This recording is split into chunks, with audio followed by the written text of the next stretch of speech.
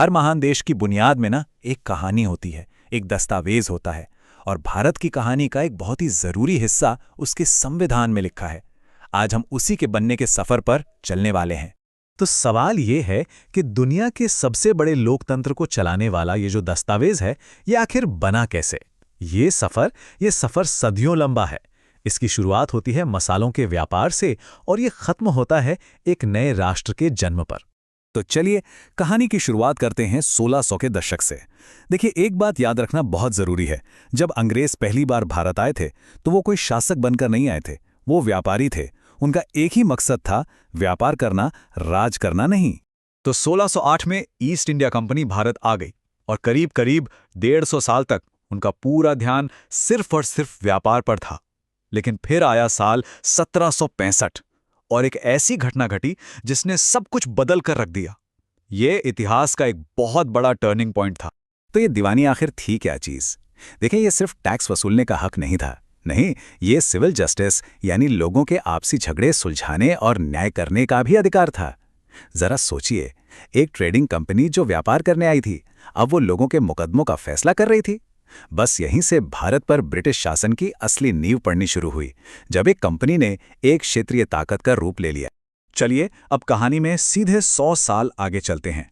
19वीं सदी का मध्य।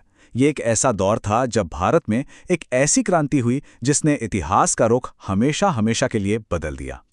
1857 का विद्रोह, जिसे सिपाही विद्रोह भी कहते हैं, एक जबरदस्त भूचाल की तरह था। इसके ठीक बाद ब्रिटिश सरकार ने ईस्ट इंडिया कंपनी के हाथ से सारी ताकत छीन ली और भारत का शासन सीधे अपने कंट्रोल में ले लिया।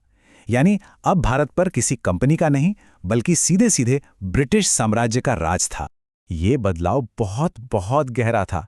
मतलब सत्ता एक व्यापार करने वाली कंपनी के हाथों से निकलकर सीधे एक साम्राज्य के पास चली गई थी।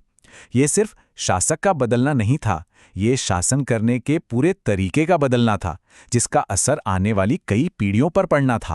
अब जैसे जैसे ब्रिटिश शासन की पकड़ मजबूत होती गई, वैसे वैसे भारतीयों के मन में अपने भविष्य को अपने हाथों में लेने की इच्छा भी बढ़ती गई। अब खुद का शासन और अपने खुद के संविधान की मांग एक आंदोलन बनती जा रही थी। लेकिन ये रास्ता बिल्कुल भी आसान नहीं था। भारतीय नेताओं और ब्रिटिश सरकार के बीच सालों तक लंबी और बहुत पेचीदा बातचीत चली।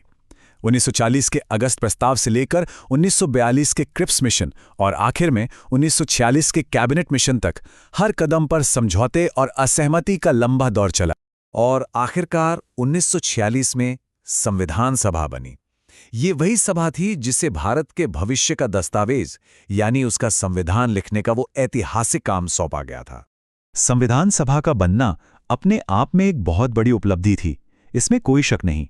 लेकिन इसकी शुरुआत से ही इस पर कई तरह के सवाल उठने लगे थे। इसकी बनावट को लेकर, इसके काम करने के तरीके को लेकर काफी आलोचना हुई। सबसे बड़ी आलोचनाओं में से एक ये थी कि सभा में कांग्रेस पार्टी का दबदबा बहुत ज्यादा था। एक अमेरिकन एक्सपर्ट थे, ग्रेनविल ऑस्टिन, उन्होंने तो यहां तक कह दिया था कि सभा ही कांग्रेस है और कांग्रेस ही भारत है। इससे सभा के प्रतिनिधित्व पर गंभीर सवाल खड़े हुए। तो कुल मिलाकर दो मुख्य आलोचनाएं थीं। एक ये कि संविधान बनाने में जरूरत से ज्यादा वक्त लग रहा था, जिसके लिए सदस्य नरजुद्दीन अहमद ने मजाक में इसे ड्रिफ्टिंग कमेटी या बहती हुई कमेटी तक कह डाला। और दूसरी, जैसा कि हमने देखा, इस पर कांग्रेस पार्टी का बहुत ज्यादा प्रभाव था। यह सब हमें दिखाता है कि यह प्रक्रिया कितनी विवादास्पद और चुनौतियों से भरी हुई थी। और अब हम इस कहानी के उस मोड़ पे आ पहुंचे हैं जहां सालों का संघर्ष और महीनों की बहस आखिरकार अपने अंजाम तक पहुंचती है। देखिए, इतनी सारी आलोचनाओं और अनगिनत मुश्किलों के बावजूद संविधान सभा ने अपना वो ऐतिहासिक काम पूरा कर दिखाया। ये एक असाधारण, एक कमाल की उपलब्धि थी, जिसने एक आजाद भारत की नींव रखी। और फिर वो ऐतिहासिक दिन आया, 26 जनवरी 1950। इस दिन भारत का संविधान लागू हुआ और हमारा देश आधिकारिक तौर पर एक संप्रभु गणराज्य बना। तो आखिर में ये कहानी सिर्फ इतिहास की किताबों में दर्ज होने के लिए नहीं है। ये संविधान आज भी हमारी जिंदगी, हमारे अधिकार और हमारे देश की आत्मा का आधार है। सवाल यही है कि इसकी विरासत आज हम सब के लिए क्या मायने रखती है।